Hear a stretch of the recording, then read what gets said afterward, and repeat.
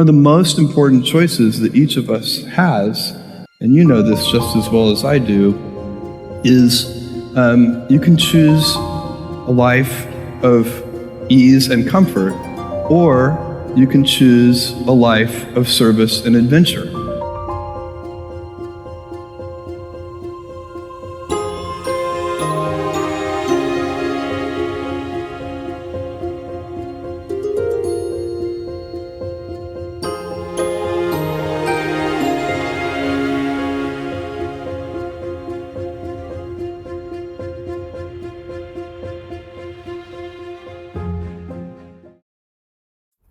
I was working at a financial firm in New York City with a bunch of very smart people, and I had a brilliant boss I much admired. I went to my boss and told him I was going to start a company selling books on the internet. He took me on a long walk in Central Park, listened carefully to me, and finally said, "That sounds like a really good idea, but it would be an even better idea for someone who didn't already have a good job. You can have a job, or you can have a career, or you can have a calling. And if you can somehow figure out how to have a calling, you have hit the jackpot, because that's the big deal." I met Jeff Bezos 25 years ago, and he told me, "Dave, I want you to invest in my company." "What are you doing?" "I'm gonna start a bookstore in my garage." "Okay, and I'm gonna put it online. People buy online, and I'm gonna ship out of my garage. But if you invest in me, Dave, someday I'm gonna be the richest man in the world. I'll do over $100 billion. First of all, there is no such thing as $100 billion 25 years ago. Statistically, there's no such thing. Countries didn't have 100. Our national debt wasn't $100 billion. And this dude's telling me at 26 years old that he's gonna be the richest man in the world because he has a garage and the internet? That was his truth. No, but he did not know it, and neither did I. But the difference between him and I is I was laughing, scoffing, and jesting at him, and he was already applauding himself, going, at the right way, at the perfect time, I'm gonna make as much as I can as quickly. And I'm sitting there going, there's no way this is gonna be a big business. Do something you're very passionate about, and don't try to chase what is kind of the hot passion of the day. Seen in that light, it really was a difficult choice, but ultimately, I decided I had to give it a shot.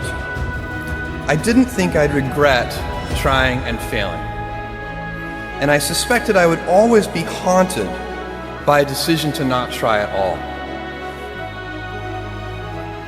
After much consideration, I took the less safe path to follow my passion, and I'm proud of that choice.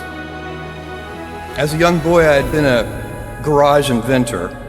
I'd invented an automatic gate closer out of cement-filled tires, a solar cooker that didn't work very well out of an umbrella and aluminum foil, baking pan alarms to entrap my siblings. I'd always wanted to be an inventor, and she wanted me to follow my passion. There's a military phrase that I especially love, and it says, "Slow is smooth and smooth is fast." And I have seen that in every endeavor I've ever been in.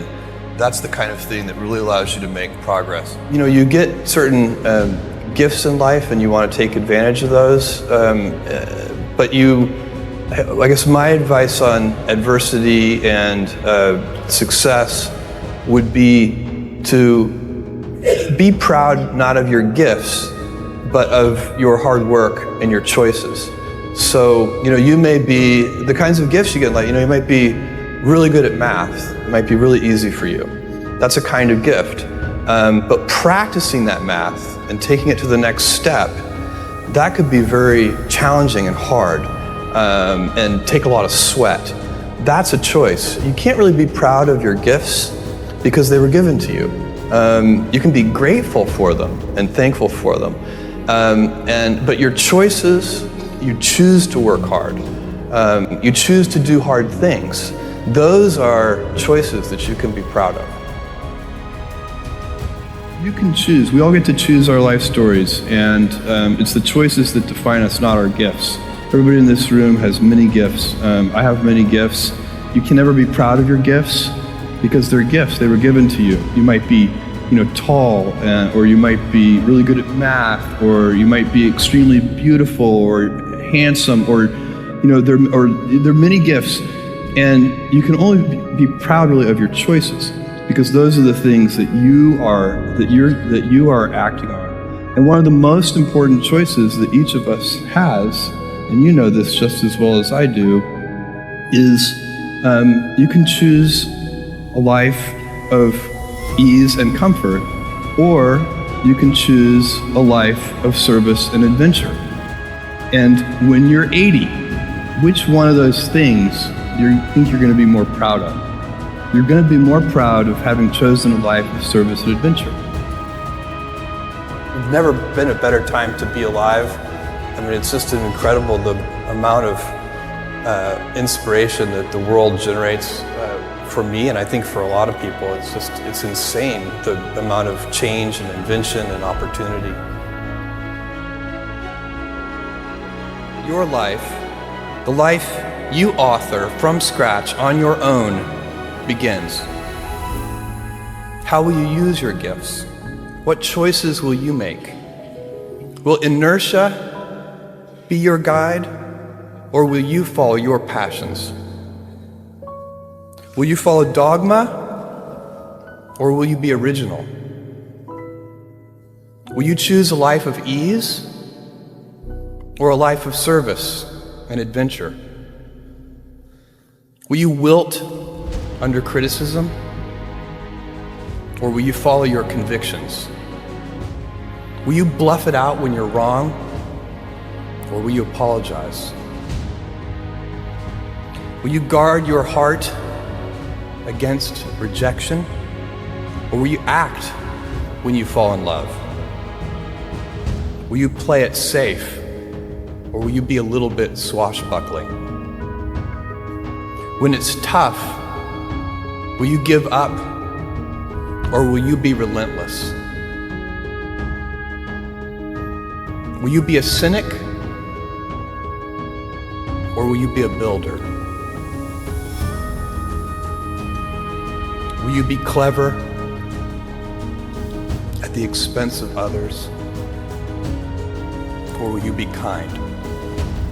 Every time you figure out some way of providing tools and services that empower other people to deploy their creativity, you're really onto something.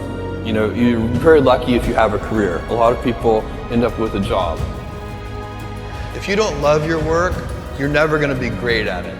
Jules Verne, Mark Twain, Galileo, Newton, all the curious from the ages would have wanted to be alive, most of all, right now.